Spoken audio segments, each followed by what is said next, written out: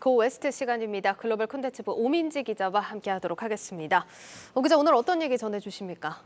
지금이 또 휴가철이지 않습니까? 예. 원래 이 여름 휴가라고 하면 뭐 비행기도 좀 타고 이 해외여행을 좀 다녀와야 되는데 이 리오프닝이 다시 시작되면서 여행 수요가 늘겠다 이런 기대감으로 수혜를 받겠다고 기대됐던 기업 중 하나가 바로 오늘의 주인공입니다.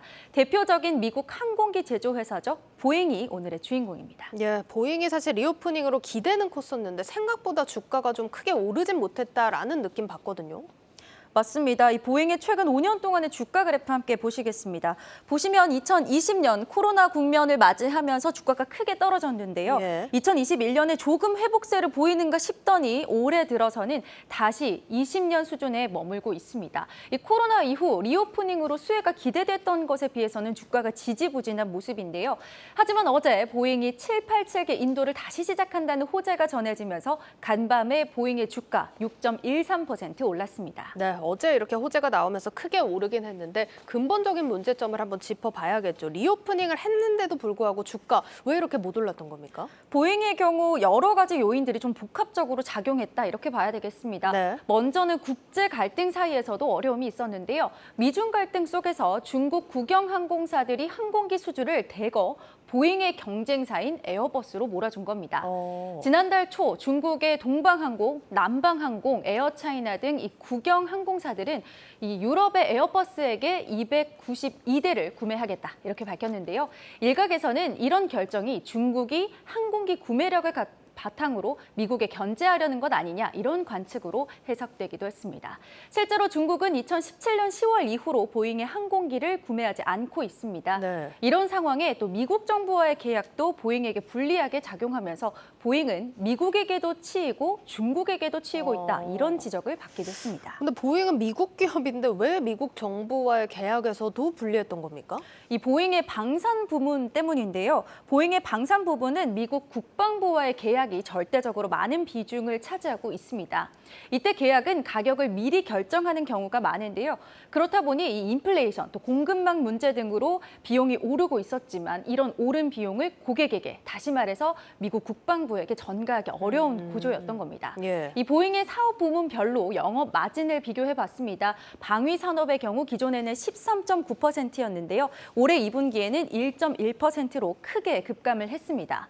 민항기나 글로벌 서비스 부분에서는 마진이 크게 개선된 것과는 좀 상반된 모습입니다. 예. 그러면서 이번 2분기 보잉의 방산 부문 매출 성장률은 무려 마이너스 10%를 기록했습니다. 이런 미중 관계뿐만 아니라 세인트루이스 보잉 공장에서도 세 곳이 파업을 예고하기도 했고요. 무엇보다 이번 호재와 직결되는 787 인도 중단이 가장 문제가 되기도 했습니다. 근데 인도는 왜 중단됐던 겁니까? 지난해 6월에 보잉 787기가 제조 과정에서 문제가 있다라고 하면서 중단이 된 겁니다. 네. 이 보잉의 주력 기종인 787 드림라이너의 인도가 1년 넘게 중단됐던 건데요. 통상적으로 고객사들은 항공기 인도가 1년 이상 지연되면 벌금을 내지 않고 구매 계약을 취소할 수 있습니다. 이 계약 취소분을 제외하고 보잉이 제작한 채로 인도를 기다리는 제트기는 120대인 것으로 전해지고 있습니다. 보잉이 인도하는 항공기 수가 늘수록 자연히 수익이 개선될 텐데요. 어제 미국 연방항공국이 보잉 787기의 수리 검증 계획을 승인하면서 이 기종을 인도할 수 있게 된 겁니다. 특히 앞서 보신 것처럼 중국 항공사들과의 거래도 순탄하지 않고 있어서 특히나 이 중단됐던 인도가 얼른 재개되는 것이 이번 보잉 실적의 결정적인 시점인 겁니다. 월가에서는 이번 인도 재개로 보잉이 올해 중으로 787 제트기 중 약 85대를 인도할 것으로 예상했습니다. 알겠습니다. 다행이긴 한데 일단 간밤에는 좀 한 6% 가깝게 올라왔습니다. 이런 상승 모멘텀이 좀 계속해서 이어질 수 있을까요? 이번 호재가 보잉에 분명 긍정적이라는 평가입니다. 모건 스탠리에서는 보잉이 가지고 있는 120대의 재고가 170억 달러 매출로 이어질 수 있다고 평가했는데요. 그러면서 이번 인도 재개가 보잉 주가에는 긍정적인 촉매제다 이렇게 기대감을 보였습니다. 모건 스탠리의 시나리오는 올해 20대, 내년에 66대, 24년에는 110대가 인도될 것으로 전망을 했습니다.